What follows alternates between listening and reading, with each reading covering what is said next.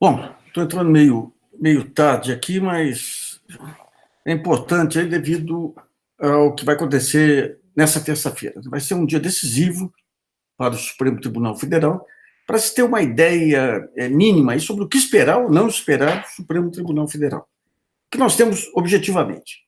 O Supremo, ele, nos últimos anos, aí, ele perdeu qualquer espaço como referência. Ele foi dobrado, aí se curvou a Lava Jato, se curvou as pressões das ruas, se curvou ministros aí que se comportaram de forma muito oportunista, deixou de ser uma referência, deixou de ser aquela âncora que você esperava depois da falência aí do poder civil e do sistema político.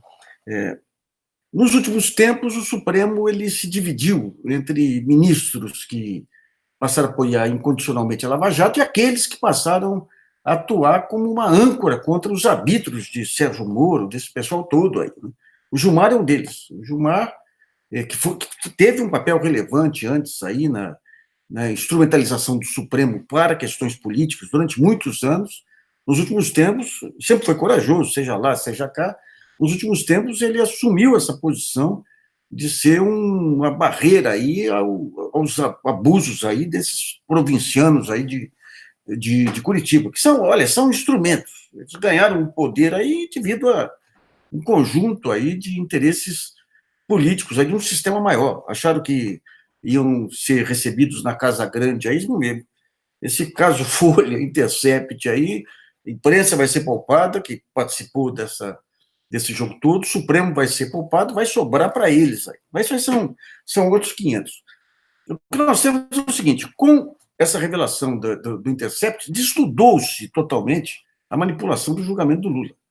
Você não tem nenhuma dúvida hoje sobre a parcialidade, o Moro admitindo aí os abusos de que ele é acusado, aí o hacker não conseguiu jogar tudo nas costas do hacker, aí as combinações indecentes, os pactos, aí é evidente que teve uma melada fantástica. Aí.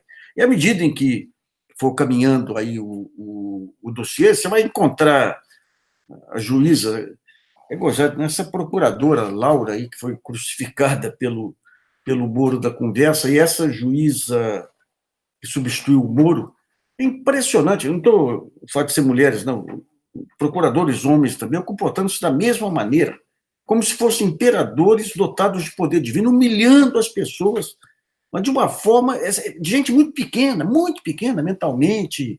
Você pega, gente, esse pessoal que virou celebridade, você pega Marcelo Bretas, você pega Wilson Witzel, você tem muitos juízes aí que continuam atuando de forma discreta, tudo mesmo você discordando, mas esse pessoal que virou celebridade é todo de um desequilíbrio extraordinário. Não conseguiram segurar a peteca. A juíza lá tentando enquadrar o Lula, mas quem é ela?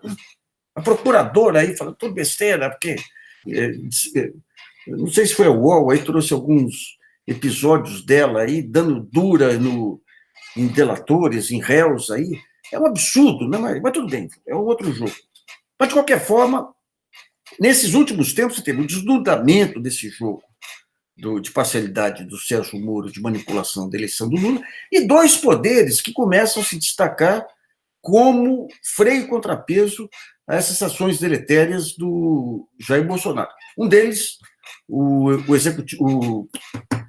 Congresso, com o Rodrigo Maia crescendo aí, tocando a reforma fiscal, independentemente do Paulo Guedes, que é um macaco em loja de louça, né, e de Jair Bolsonaro, impedindo que o Bolsonaro caminhasse com essa ideia aí de indicar os seus evangélicos, os fundamentalistas aí para as agências reguladoras, e as Forças Armadas, que hoje tomaram uma atitude muito interessante aí, não promovendo um oficial da ativa que estava no governo Bolsonaro. Ficou bem claro que Bolsonaro não vai ter apoio das Forças Armadas para qualquer tipo de aventura aí. Por isso que ele está montando toda essa aventura dele com milícias aí, com essa campanha de armamento. Sobra o Supremo Tribunal Federal. Então, a conversa aí teria que julgar a questão da suspeição do Moro, que não tem a menor dúvida, com reflexos na libertação do Lula. Tentaram jogar primeiro sobre a Carmen Lúcia, aí. A Carmen Lúcia tem esse histórico aí de manipulação de agenda, de julgamento, ela tirou o corpo. Falou, não tem nada com isso. Eu sou o presidente da turma que vai votar, que vai julgar o Lula, mas só a partir de amanhã, porque você tem a votação e só assume na primeira sessão. Então não tem nada a ver com isso. A bola fica com o Gilmar. Daí, quem é o Gilmar? Você tem um Gilmar que, nos últimos tempos, com a coragem dele aí, ele se colocou como a grande barreira aí, a esse arbítrio inominável aí da Lava Jato, a ponto de colocar força-tarefa aí, colocar fiscais para investigar declaração de renda de ministros. Aquele Estado policial, tudo desenhado pelo Estado policial, vem o Gilmar e segura a peteca. A bola vai estar com ele amanhã nessa questão do Lula. Quer dizer, não vai ter, digamos, o veto prévio ao julgamento. Vai entrar na pauta, está garantido na pauta. Qual que é a dúvida em relação ao Gilmar? É que ele vai retirar, pelo menos até agora, 11 da noite, a intenção dele é retirar o voto aí para analisar, que é uma maneira de jogar para as calentas, né? Porque depois você tem julho, aí você tem as férias forenses aí, e daí você vai empurrando com a barriga. Então é interessante, porque nessa altura, aí você tem o mundo inteiro olhando, o mundo jurídico inteiro olhando aqui para o Brasil. Você tem um Moro que está se esvaindo em sangue, vai se esvair. O Moro não tem jeito.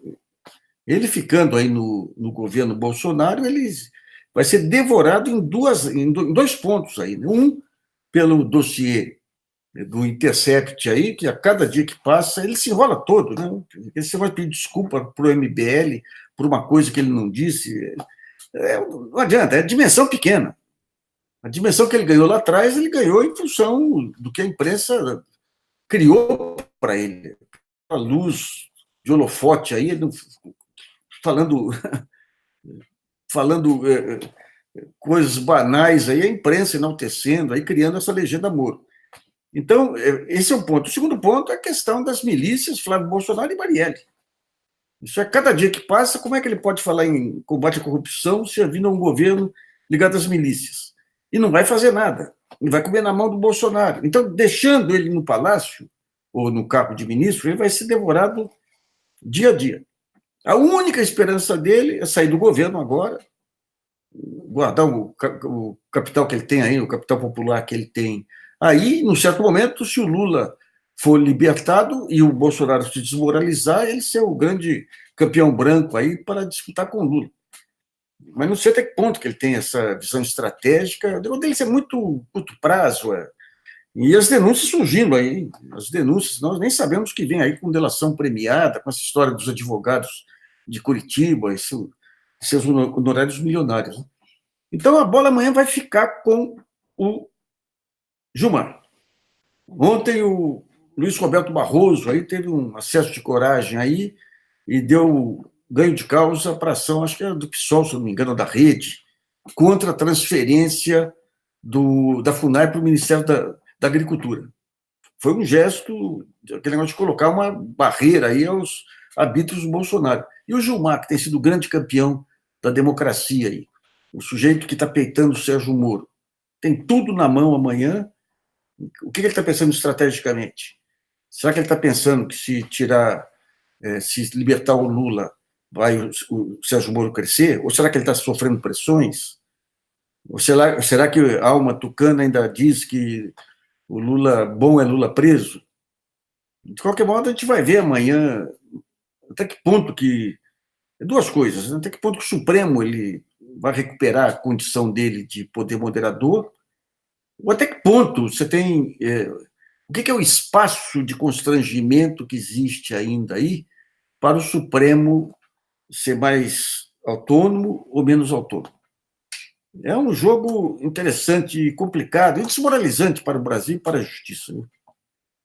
Olha, eu vou te falar. Os ministros do Supremo que atuam com correção aí, eles devem estar envergonhados com o que está acontecendo. Tem outros que usam o Supremo como escadas, mas aqueles que acreditam realmente no papel público do Supremo devem estar morrendo de vergonha aí. Vamos ver se amanhã a vergonha vai aumentar ou vai haver alguma remissão dos pecados aí. Uma boa noite.